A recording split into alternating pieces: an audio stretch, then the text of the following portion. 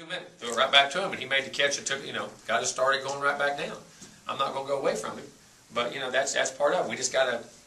You're not going away from it. You go more to it, though. Oh, hopefully. Again, unless they go double and triple covered, But we want to. We want to. I mean, Willie's developing himself into very good football. I've said that. He's been one of my guys. You've heard me kind of talk about that.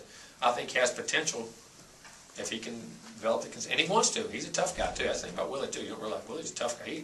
He hit that linebacker Sturtevant or whatever one time on an option now crack. I mean, Willie's a kind of mentality now. Yeah, try to get somebody else. Yeah, I mean he's a tough guy now.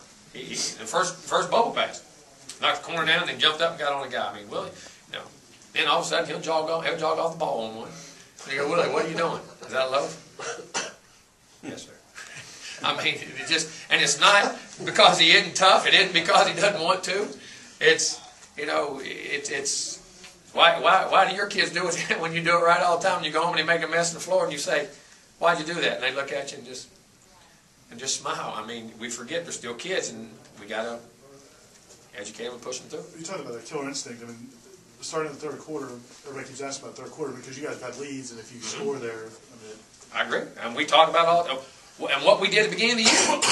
That's when we strived in the first half of the year, was coming out in the second half and doing that. And that's one of our keys. Ending the first half well, which we've done here lately, and starting the second half. That's one of our keys, and being on 2 minutes. And both areas were, all right, the last 2 weeks, tell you what was it? We got a 3-yard gain. We got a play perfectly blocked, got a route coming perfectly open for a big play at NC State, and one of our linemen just gets beat. The guy runs over top of him and hits his arm as he's throwing it. I mean, he's in the middle of it and he gets beat. This week, we run a route. We run a bubble pass on the first one that how many bubbles did the first half? 4 or 5, we're pretty good. We cut it up about 3 yards short and get no gain, so about 6.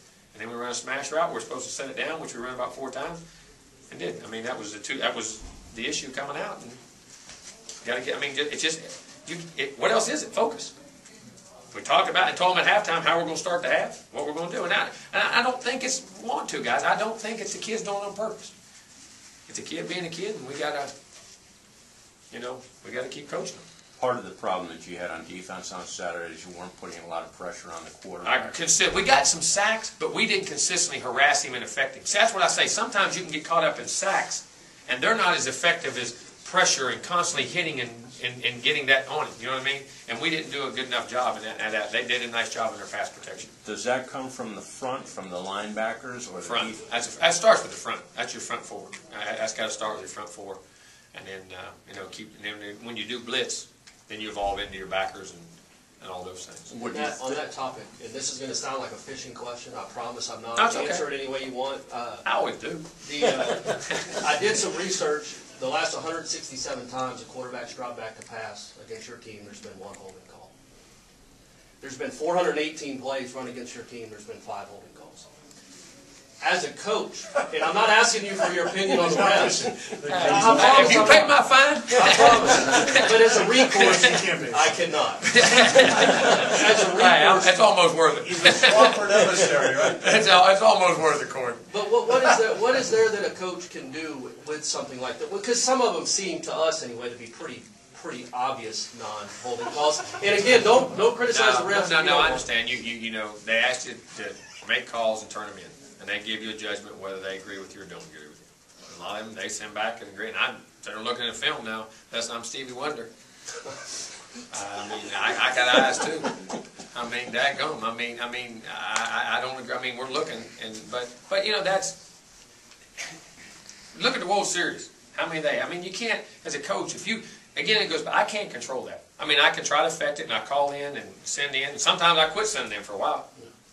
And I don't mean, and that's probably the wrong attitude to take too, but you got to do it and try to help them get better. I don't think guys do it on purpose. I don't.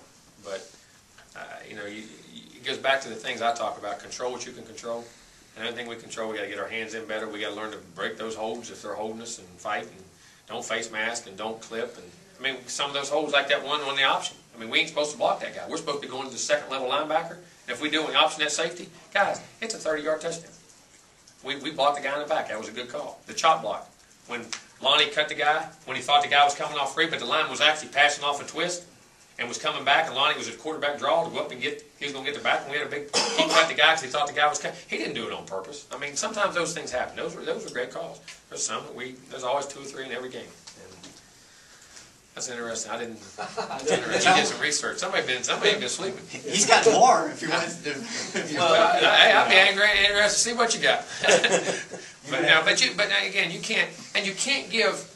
It's like me trying to tell you why. I try to be honest with you. Maybe too honest. Maybe I'll sit up here and give you the standard answers, and the fans and what y'all want to hear. I try to tell you the truth to help educate you what we're thinking and what we're trying to do. I really do.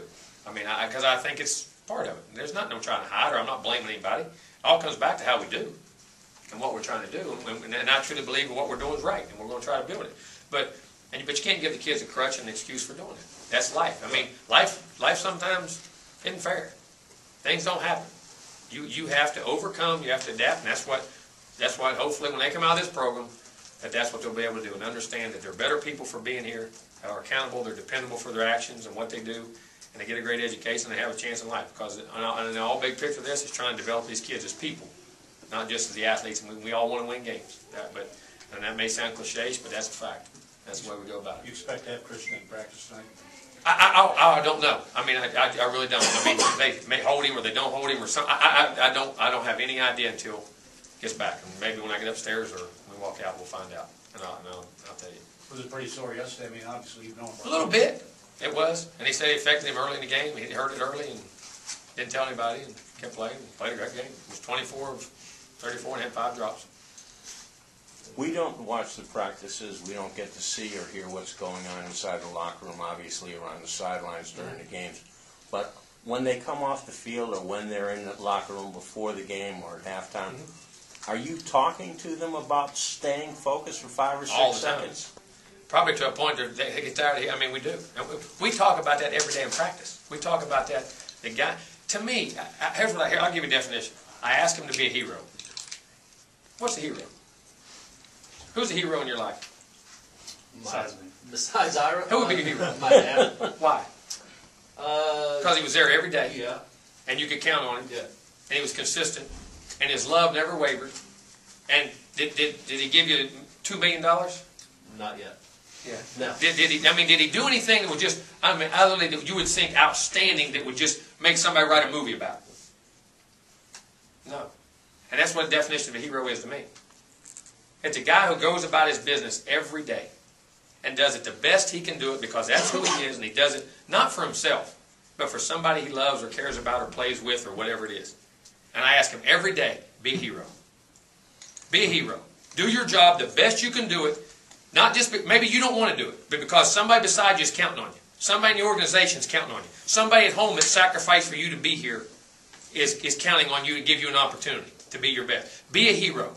Because heroes are people who don't know they're heroes, and they are when their embodied work is done in the end. And to me, to be a hero and do your job every time, everything takes focus. And when you focus, you have attention to detail. When you have attention to detail, you have execution. Then you can be counted upon. And that's what I challenge him with every day, in every practice, in every meeting, and everything we do. And that's how we go about it. And we ask him for it. Who's yours, Jimbo? Huh? Who's yours? My parents. Without a doubt. My father and my mother. They did everything. I couldn't ask for anything. And then the work ethic, and it was right and wrong. I'm going to tell you that to this day. It was right and wrong. I got a lot of knots and welts to prove it. And I'm telling you, now, there was no hard working, down there every day, every game I ever played, everything I ever did. And they asked me, do what you want to do, but whatever you do, you're going to do your best at it. If you don't, we got a problem. And you're going to be honest. If you ever lie or steal, there won't be enough left of you to matter. And that was, it was just, and my mom the same way, teaching for 51 years and going to work every day and sacrifice. That's my hero. And that's what I ask them to do. And if they don't realize, if they do that, now they'll be a good husband. Now they'll be a good father. Now they'll be a good role model. Now they'll do things right. They'll get an education because they don't do it. Now we got a better society. And in the long run, that's what it's all about. It's about wins. And if you do that, guess what? You'll probably outdo 99% of the teams in the country because not everybody does it. That's the consistency I'm asking for. That's how we'll get there. At 6:45 this morning, what was the first thing you said to these guys? Exact words. I walk into the defense first. We meet as a team, and then we split up to watch the film offense, defense, and I talk to them separately a little bit because because you're on a limit. Because we have to do that because one has to be watching film while the other does after we meet briefly because of our great 20-hour rule that I can't. You get the film in and get your pre-thing in and do all the things you got to do. And I said, listen, I'm not going to sit there and lie. We're all disappointed. But why are we disappointed? Till we understand why, we're never going to fix it. We have to understand why things happen. They come down to the end game, we want to make that play, and we'll learn to make those plays as we get in more. But they come down to that one play, and why on both sides. Why on either side of the ball, the things we did that made us wrong, and in the special teams game. And try to explain it why, and that we can sit here, rant, rave, and want things different. But the definition of insanity, I say it all the time. Don't keep doing things the same way and expect to get a different result. You have to focus, you have to understand, you have to be willing to change, you have to be willing to be coached, you have to be willing, and we have to be willing to ask you to do the right things. And we got to stay together, and we got to believe, and we can't change now from our core values and principles and what we believe and where we're going and how we're getting there. Because if you made the two, like I told, if you made the two plays, you're 8-1, we're the same team as far as what issues we have. Now, we're happier, and the world's happier, and no one's asking all the questions, but in essence, in real life, for us to get the program where we want to get it to, we have to make some changes. And we have to do this. And this is what we need to do. And try to be very technical with them and went through it. It seemed like there were times in that game where guys were trying to hold each other accountable. And they were. They are. It's not want to. All right. That's a great. I mean, you got guys with defense encouraging offense. There's not this. Hey, get it right.